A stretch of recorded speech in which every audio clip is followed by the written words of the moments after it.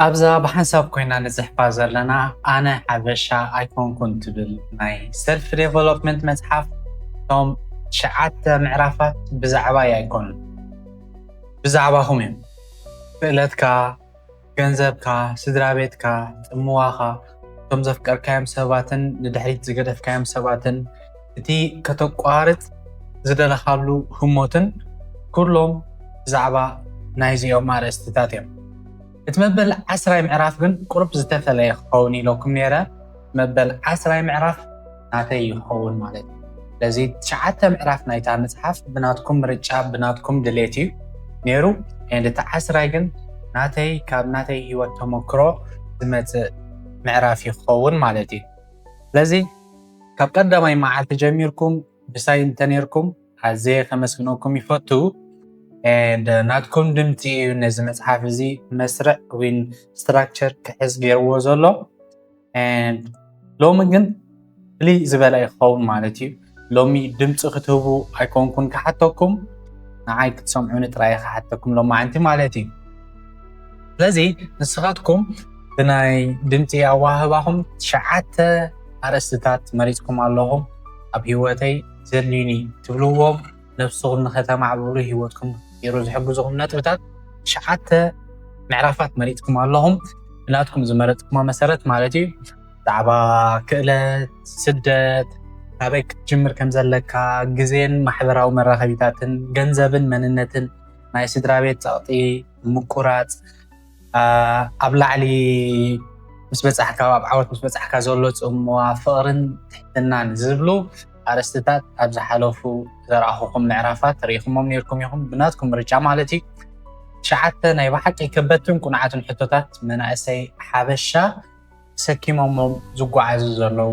ኣርእስትታት ኢኹም መሪፅኩም ማለት እዩ ግን ኣብ ዝሓለፉ ቪድዮታት ጠቒሰዮ ዝነበርኩ ናብ ሓደ ሕቶ ክምለስ ፀኒሐ እዚ ሕቶ እዚ ከም ሕቶ ኣየቕረብክዎን ግን እንታይ ዝብል እዩ እንታይ እዩ እቲ ወዲ 18 ዓመት ከለኹ ፈልጦ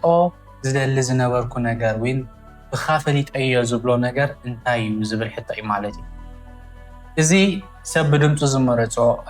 ምዕራፍ ኣይኮነን ከም ዝቐዲመ ዝበልኩም ዛ 10 ምዕራፍ ነዚ ባዕለይ ፅሕፎ እዩ ዘለኒ ካብ ናይ ገዛ ህይወተይ ተመክሮ ተበጊሰ ኢኻ ክፅሕፎ ማለት እዩ ስለዚ ብምርጫ ዝመፅእ ምዕራፍ ኣይክኸውንን እዩ ስለዚ 10 ምዕራፍ ተወሳኺ ቦነስ ምዕራፍ ከዓ ኣይኮነን እዚ እቶም ካልኦት 9 ዓንቀፃት ወይ ድማ ምዕራፋት ዝምርኮስሉ ኣዝዩ ኣገዳሲ ምዕራፍ ይኸውን ማለት እዩ እቲ 9 ዓንቀፃት ዝመሃርክኹም ኩሉ ኣብ ብዝኸበደ መንገዲ ዝተመሃርክዎ እዩ ኣብ ህይወተይ እንደዛ 10 ምዕራፍ ድማ እቲ እንደ መስርሕ ዝረኣየሉ ምዕራፍ ማለት እዩ ኦኬ አንተ ቁርብ ብልሲለ ብዛዕባ ገለናተይ ውልቃዊ ህይወተይ ነበርኒ ሸይ ታሪክ ከዓለኩም እዚ ታሪክ እዚ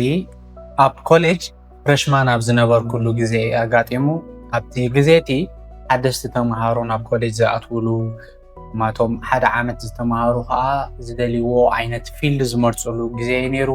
ኣብ ዙርያይ ብዙሕ ዋጭዋጭ ብዙሓት ሰባት ነይሮም ኩላትና ከዓ ስምና ተጠቂዕሉ ዝነበረ ኣበየናይ ፊልድ ከም ዝኣተና ቸክ ንገብረሉ ዝነበርና ግዜ እዩ ማለት እዩ ንየማንን ፀጋምን ክጥምት ከለኹ ኣብቲ ግዜቲ ገለ ካብ ፈተውተይ ኣዕሩኽተይ ኣብቲ ክመሃርዎ ዝደልዩ ዓውዲ ናይ ሕክምና ኣትዮም ተሓጒሶም ሓጎሶም ክገልፁ ከለዉ ይሰምዕ ነይረ ኣብቲ ግዜቲ ነውን ልክዕ ከምቲ ናቶም ኣብ ናይ ሕክምና ትምህርቲ ዊን ፊልድ ክኣቱ ይድሌት ነይረኒ ግን ናተይ ነጥቢ እኹል ስለ ዘይነበረ ኣብኡ ክኣቱ ኣይከኣልኩን ማለት እዩ ስለዚ ኣብ ትህመት እቲ ብርቱዕ ጓህን ሕርቃንን ተሰሚዕኒ ምክንያቱ ነቲ ዝደልዮ ነገር ክረኽቦ ስለ ዘይከኣልኩ ኩሉ ሰብ መብዛሕትኡ ሰብ ዝሕጎሰሉ ዝነበረ እዩ ዝሓዝኑ ሰባት እውን ነይሮም እዮም ግን ካብቶም ኣነ ዝፈልጦም መብዛሕትኦም ኣብ ፅቡቅ እቲ ዝደልይዎ ነገር ስለ ዝኣተዉ ዝሕጎስሉ ዝነበረ ግዜ እዩ ኣነ ግን ሕልኽን ጓህን ዝተሓዋወሶ ህሞት እዩ ኮይኑ ነይሩ ማለት እዩ ኣብቲ ሽዑ ግዜ ዝኣምነሉ ዝነበርኩ ሓደ እምነት ነይረኒ ወዲ 18 ዓመት ነይረ ኣብ ወዲ 18 ዓመት ከለኹ ሓደ ዓብይን ኣገዳስን እምነት ነይረኒ ንሱ ድማ ሓኪም ምዃን ዝብል እዩ ሓኪም ምዃን ማለት እቲ ዝለዓለ ክብርን ሞያን ጥራይ ኣይነበረና ዓይ እንታይ ደኣ ንዓይን ድራቤተይን ዘለና ናይ ቁጠባዊ ፀገም ፍታሕ ከምፃልና ዝኽእል ኣዝዩ ብሉፅ ጎደና ገይረ እየ ዝሓስቦ ነይረ ማለት እዩ ስለዚ ኣብቲ ፊልድ እዚ ብዘይ ምእታው ወይ ኣብቲ ግዜ እቲ ወለደይን ኣሕዋተይን ደገፎም ኣርኦም ማለት እዩ ኢትስ ኦኬ ፀገም የለን ኣብቲ በፂሕካ ዘሎ ትምህርቲ ጥራይ ክትንፋዕ ኣለካ ኢሎምኒ ብድሕሪኡ ኣብ ባዮሎጂ ኤዱኬሽን ዝበሃል ትምህርቲ ተመዲበ ኣብኡ ትምህርቲ ቀፂለ ማለት እዩ ስለዚ ሓደ ዘጋጠመኒ ሓቂ ኣብ መንጎ ትጉዕዞ ኣብ መንጎ ተምሃራይ ከለኹ ናይ ባዮሎጂ ኤዱኬሽን ዘጋጠመኒ ሓደ ነገር ይኽእለኩም ደልየ ናብቲ ናይ ባዮሎጂ ክፍሊ ክኣቱ ከለኹ መጀመርያ ስለዘይተቐበልክዎ ሙሉእ ብሙሉእ ብኽፍት ልበይ ኣይተቐበልክዎን ኣብቲ ክፍሊ እቲ ከዓ እንታይ እየ ዝገብር ዘለኹ ኢለ ነብሰይ ሓታ ነይረ ብዙሕ ግዜ ነብሰይ እዚ ሕቶታት እዚ የጨንቐኒ ነይሩ ማለት እዩ ሓደ መዓልቲ ግን ሓንቲ መፅሓፍ ኣብ ኢደይ ኣትያ ማለት እዩ ሓደ ሰብ ምስ ሃበኒ እታ መፅሓፍ ሃብታም ኣቦ ድኻ ኣቦ ወይ ድማ ሪች ዳድ ፑር ዳድ ትብል መፅሓፍ እያ እታ መፅሓፍ ሓንሳብ ምስ ረኸብኳን ገዛ ሒዘያ ምስ ከድኩ ገንበባ ምስ ጀመርኩ ካብ ኢደይ ክፈልያ ኣይከኣልኩን ናይ ምሳሕ ሰዓታት ሓሊፍኒ ኣዒንተይ ክሳብ ዝሓምም ነታ መፅሓፍ ኣተኪረ የንብባ ነይረ ኣብ ውሽጠይ ድማ ሓደ ግጭት ፈጢራትለይ ማለት እዩ ኣብ ኮሌጅ ብዛዕባ ገንዘብ ዝወሃብ ትምህርቲ ከምዘየለ ካብታ መፅሓፍ እቲኣ ተገንዚበ እቲ መፅሓፍ ሃብታም ክትከውን እንተደሊኻ ናብ ቤት ትምህርቲ ኣይትኺድ ሃብታማት ንገንዘብ ኣይሰርሑን እዮም ገንዘብ ይንዓኣቶም ዝሰርሓሎም ዝብሎ ሓሳባት ምስ ረኸብኩሉ ኣእምሮይ ክቕበሎ ኣይከኣለን ማለት እዩ ምክንያቱ ናተይ መንገዲ ሒዘዮ ዝነበርኩ ሳብ መወዳእታስ ብዛዕባ ገንዘብ ዝኾነ ነገር ኣፍልጦ ክበኒ ይክእል ዝብል ሓሳባት ስለ ዝረኸብኩ ማለት እዩ ስለዚ ኣብቲ ህሞት እቲ ኣብ ክፍልታት ከቡክር ኣብተን ዝነበራኒ ናይ ትምህርቲ ግዜ ከቡክር ፈተናታት ክሳብ ናይ 0 ሰዓት ከየፅናዕኩ ክፀንሕ እቲ ቀዳማይ ዝመፀኒ ሓሳብ ከዓ ኣብ መንጎ ከዓ ከቋርፅ ዝብል ሓሳብ መፂኒ ማለት ግን ክሓስቦ ከለኹ ወለደይ ክሕጉስን ክኩርዕን ስለ ዘለኒ ግን ነቲ ዲግሪ ትምህርተይ ክውድኦ ኣለኒ ኢለ ናብ መወዳእታ ከዓ ወዲአዮ ግን ካብታ መዓልቲ እያ ጀሚረ ናይ ገዛእ ርእሰይ ንግዲ ወይ ቢዝነስ ምጅማር ሓሳብ ኣብ ርእሰይ ክወፅእ ኣይከኣለን ማለት እዩ ካብታ ነታ መፅሓፍ እቲኣ ዘንብበላ ዘንበብኩላ ግዜ ጀሚሩ ማለት እዩ ስለዚ እታ ንወዲ 18 ዓመት ከለኹ ንነብሰይ ተመሊሰ ክብላ ዝደሊ ነገር እዚኣ እያ እቲ ኣብ 18 ዓመቱ ተጨኒቑ ኣብ ናይ መወዳእታ መንበር ኮፍ ኢሉ ዝነበረ ጆን ነብሰይ ማለት እዩ ተመሊሰ ሓንቲ ነገር ጥራይ ክነግሮም ዘለኹ ነይረ እሳ ድማ ኣብ ክንዲ ንገንዘብ ትሰርሕ ገንዘብ ዘምፅኣልካ ናይ ገዛእ ርእስኻ ንግዲ ሃኒፅካ ኣስራሒ ኩን ምክንያቱ ኣስራሒ ንምዃን ወረቐት ምስክር ወይ ባጅላ ኣየድልየካን እዩ ናይ ገንዘብ ፍልጠት ጥራይ እዩ ዘድልየካ ማለት እዩ ካልኣይ ግዜ ክደግመልኩም እየ ኣብ ክንዲ ንገንዘብ ትሰርሕ ገንዘብ ዘምፅኣልካ ናይ ገዛእ ርእስኻ ንግዲ ሃኒፅካ ኣስራሒ ኩን ኣስራሒ ንኽትከውን ናይ ትምህርቲ ወይ ድማ ናይ ትምህርቲ መሰክር ናይ ወረቐት ኣየድልየካን እዩ እንታይ ደኣ ናይ ገንዘብ ፍልጠት ጥራይ እዩ እንዳሓተካ ትብል እያ ማለት እዩ ነዚኣ ነገር እዚኣ ነቲ ወዲ 18 ከለኹ ዝነበርክዎ ግዜ ተመሊሰ ክፈልጣ ይግባኣኒ ነይሩ ዝብላ ነገር እያ እዚኣ ማለት እዩ ስለዚ ነዚ ዝነግረኩም ዘለኹ ንዓይ ነቲ ናይ ወዲ 18 ዓመት ከለኹ ዝነበረኒ ግዜ ክድንጉፀለይ ኢለ ኣይኮንኩን ዝነግረኩም ዘለኹ ኣብዚ ሕጂ እዋን ሓደ ነዚ ቪድዮ ዝዕዘብ ዘሎ ሰብ ልክዕ ኣብቲ ኣነ ዝነበርክዎ ቦታ ኣብቲ ኣነ ዝነበርክዎ ዕድመ ወይ ኩነታት ስለ ዘሎ እየ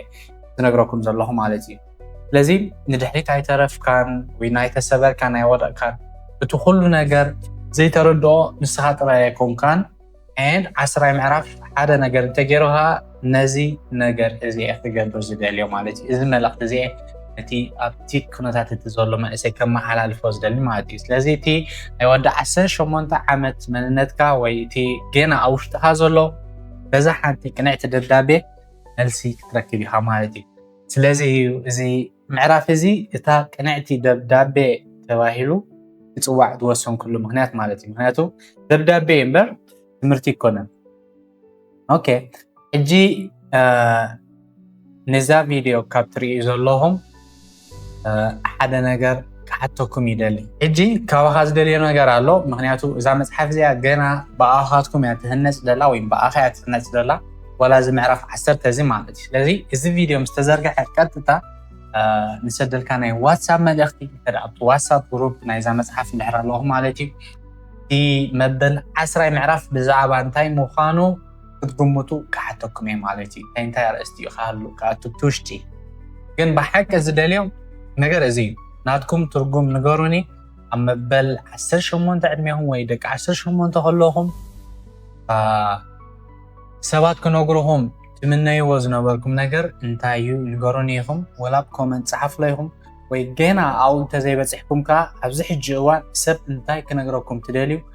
ኮመንት ወይ ድማ ኣብታ ዋትስኣፕ ግሩፕ ምሳና ተለኹም ድማ ብዋትስኣፕ ፃሓፍሉ ኢኹም እስ ነገርኩምኒ ገለ ካብኣቶም ከም ብበልኩም እየ ኣብ ዝመፅእ ቪድዮታት ገለ ካብ መልስታትኩም ድማ ከም ፍቓድኩም መእተዊ ናይዚ መፅሓፍ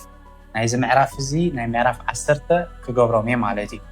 ስለዚ እዚ እቲ ንስኻን ኣነን ሓደ ነገር ኣብ ክልተ ዝተፈላለየ ሂወት እንፅሕፈሉ ሓደ ኣገዳሲ ምዕራፍ ናይዛ መፅሓፍና ይኸውን ማለት እዩ ስለዚ ፅባሕ 7 መዓልቲ ኤዲት ገይረ ፖስት ዝብሎ ቪድዮ የለን ፅባሕ እዚ ናይ ሎሚ ቪድዮ ከተንፍስ ክሓድገ እየ ማለት እዩ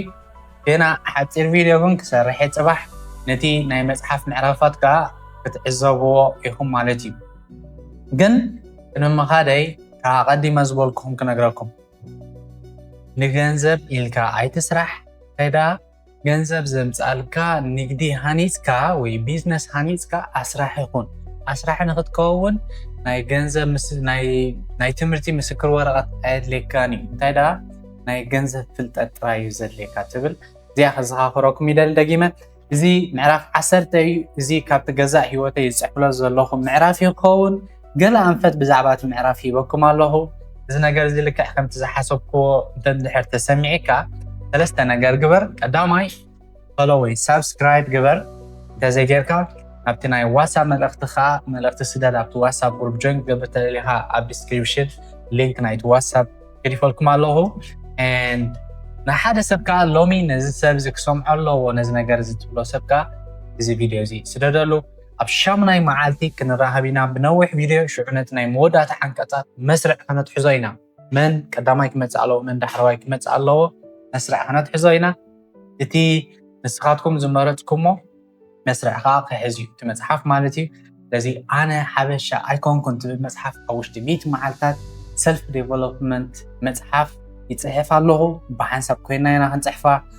ገና ኣነ ሓበሻ ኣይኮንኩን ክንብል ከለና ገና እቲ ቡንዲ ሰቲ እምነቱ ዝሕሉን ቋንቋኡ ዝዛረብ ሰብ ምዃኑ ከረጋግፀልኩም ይፈቱ ነቲ ባህልኻ ነቲ እምነትካ ምግዳፍ ነቲ ካይዳኻ ምግዳፍ ማለት ኣይኮነን ግን ነቲ ኣልጎሪዝም ዝበና ሕማቕ ኔጋቲቭ ስእሊ ኣነ ከምኡ ኣይኮንኩን ንምባል እዩ ኣርእስቲ ኣነ ሓበሻ ኣይኮንኩን ተገይሩ ዘሎ ስለዚ ኔክስት ታይም ኣብ ዴይ 8 የራኽበና ሳብ ሽዑ ተሰናይ